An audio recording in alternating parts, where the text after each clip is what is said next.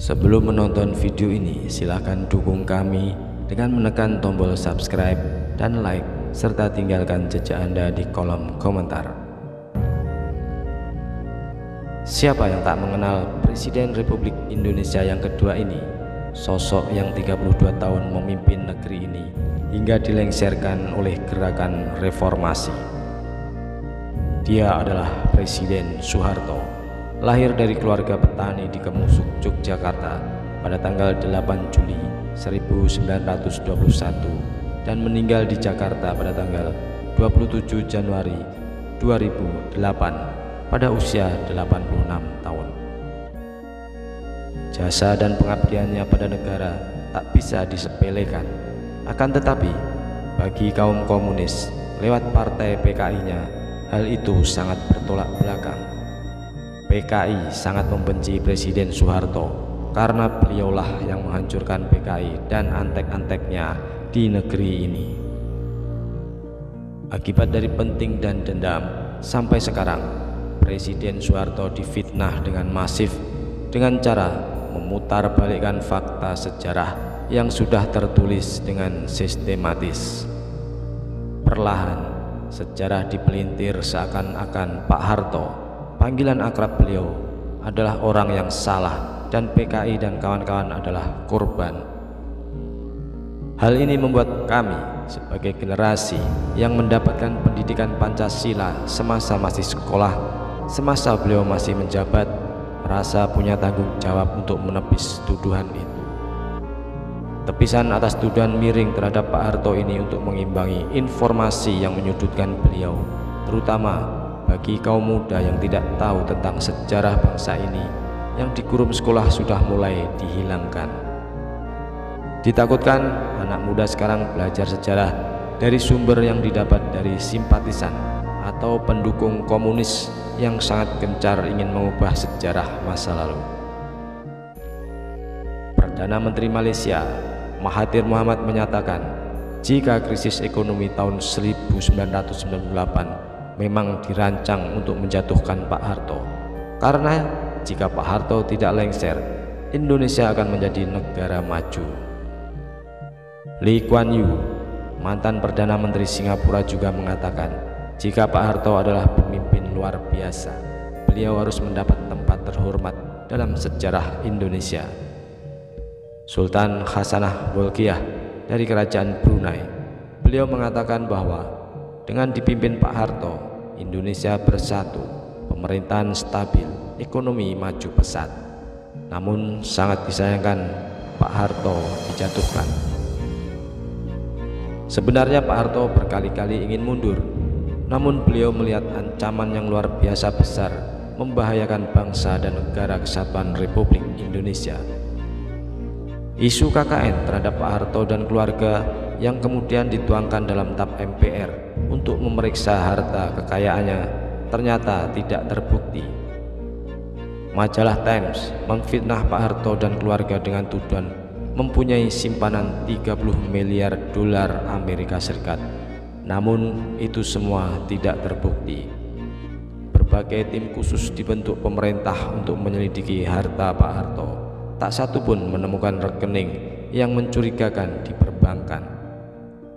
Belakangan terbukti Pak Harto dijatuhkan oleh konspirasi global, yaitu Partai Demokrat Amerika Serikat, Partai Komunis Cina, dan sekutunya yang berkolusi dengan kelompok anti Pak Harto. Salah satu penyebab utama Pak Harto dijatuhkan adalah karena kemesraan dan keberpihakan yang sangat besar beliau kepada umat Islam. Sejak 1986, ternyata ada pihak-pihak tertentu yang marah. Indonesia merdeka pada tahun 1945, namun sejatinya bagi umat Islam baru terjadi pada sekitar tahun 1986 setelah Pak Harto berpaling ke Islam. Sebagai manusia, tentunya Pak Harto tidaklah sempurna. Ada kesalahan, kelemahan, dan kekurangan, namun beliau tetaplah pahlawan. Jasanya yang luar biasa pada negeri terbukti pada beberapa hari setelah gerakan G13 PKI yang membunuh para pimpinan TNI Angkatan Darat, ulama, dan tokoh-tokoh anti PKI di seluruh Indonesia, Pak Harto cepat mengambil tindakan untuk penumpasan PKI itu. Dari dokumen CIA yang sudah boleh diakses publik, ditemukan catatan pejabat CIA tentang pertemuan pertama CIA dengan Pak Harto pada awal Oktober 1965. Menurut CIA, kegagalan PKI dalam melakukan aksinya adalah karena waktunya yang tidak tepat. Gerakan itu dilakukan 5 hari sebelum hari ulang tahun TNI pada tanggal 5 Oktober adalah kesalahan fatal.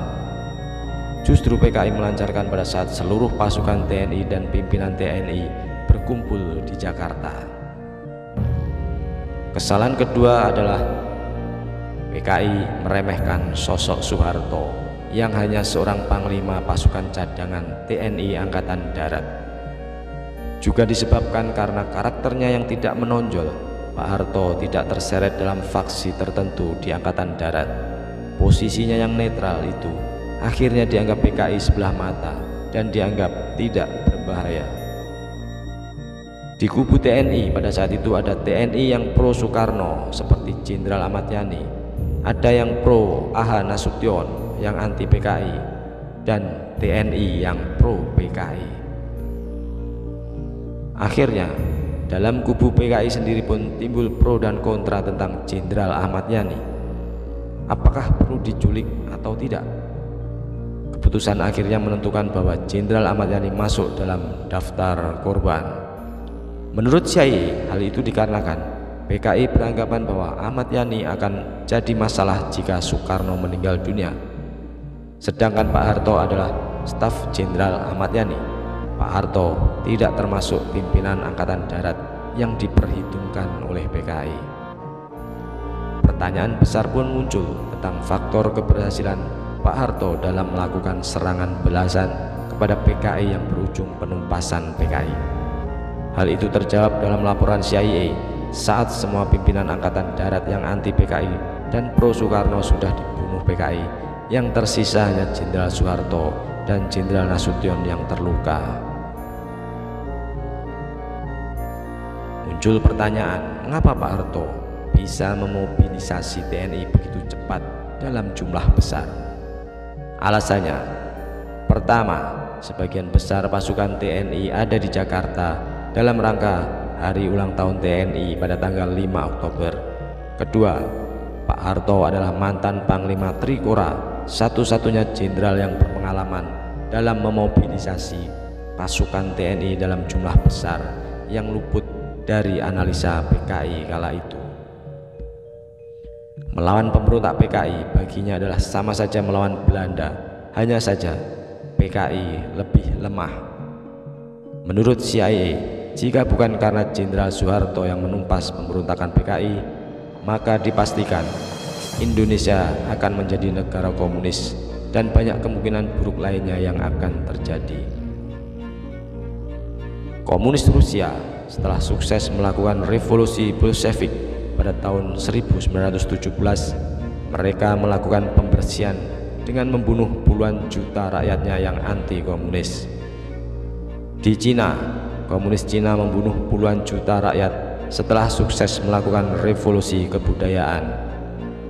Di Vietnam, Kamboja, Laos, Kuba, dan lain-lainnya, bahkan Korea Utara yang sampai sekarang masih menjadi negara komunis yang menerapkan sistem otoriter. Yang harus diketahui, komunis di seluruh dunia adalah sama, sesama komunis bersaudara dan saling terkoneksi satu sama lain. Komunis tidak mengenal batas negara, mereka dipersatukan oleh doktrin. Doktrin komunis internasional melahirkan konsistensi militansi setiap kader komunis, dan hal itulah yang membuktikan jika Pak Harto tidaklah seperti itu. Keberhasilan TNI Angkatan Darat menggagalkan PKI berkuasa tanpa campur tangan Amerika merupakan anugerah terbesar untuk Amerika Serikat yang sedang frustasi karena komunis. Kekhawatiran Amerika bahwa teori juga terjadi di Asia Tenggara dipatahkan oleh Pak Harto tanpa bantuan Amerika yang saat itu sedang trauma karena kalah di mana-mana. Amerika lega, Asia Tenggara gagal dikuasai komunis. Australia juga lepas dari ancaman komunis, karena jika Indonesia jatuh, Australia pun jatuh. Malaysia apalagi, karena kampanye ganyang Malaysia akan terus digencarkan. Maka dari itu, pemutaran film G13 PKI harus tetap terus diputar meski setahun sekali, agar generasi muda tahu fakta sebenarnya. Buku-buku sejarah juga harus digalakkan lagi. Situasi sekarang di negeri ini sudah sangat mengerikan, terutama dalam bidang pendidikan. Pelajaran agama, pendidikan moral Pancasila dan sebagainya sudah mulai dihilangkan, diganti dengan sesuatu yang